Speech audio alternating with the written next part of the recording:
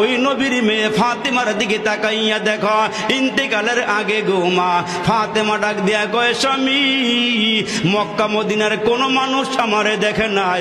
আমি লম্বা ছিলাম না বেটে ছিলাম, আমি খাটো ছিলাম না মোটা ছিলাম না চিকন ছিলাম, কেউ আমারে দেখে নাই।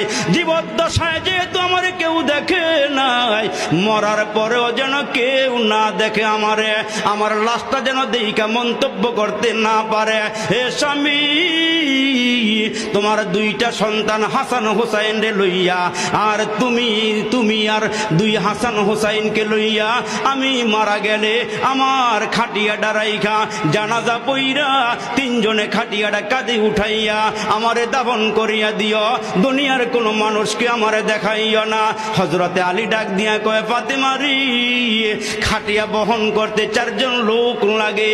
কয় 4 জন লাগবে না, এ আমার স্বামী 3 জন হলেই চলবে। মুসলমান যেদিন ফাতেমা দুনিয়া থেকে বিদায় হয়ে যায়, ইতিহাসটা অনেক লম্বা, ওই দিকে যাওয়ার সুযোগ আমার নাই। ওই ফাতেমা দুনিয়া থেকে বিদায় হয়ে গেলে হযরতে আলী আল্লাহকে ডাক দিয়া কয়, মাওলা রে, ফাতেমা ওসিয়ত করিয়া গেছে যেন 3 জনে খাটটা বহন করে দাফন করিয়া আসি।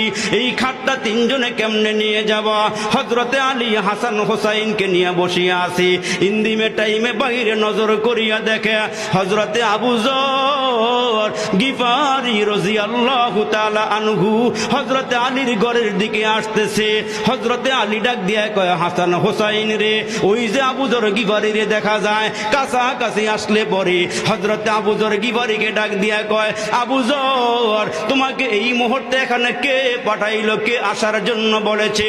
হযরতে আবু যর ডাক দিয়া কয়, আলী, রাতের বেলা আমি যখন ঘরে ঘুমাইয়া আছি, আমার নবী আমারে ডাক দিয়া কয়, আবু যর রে, রাতের বেলা হে আবু যর, দেরি কইরো না, ফাতেমা মারা যাবে, তার খাটটা বহন করার জন্য হাসান হোসাইন আর আলী ছাড়া আর কেউ নাই, তুমি গিয়ে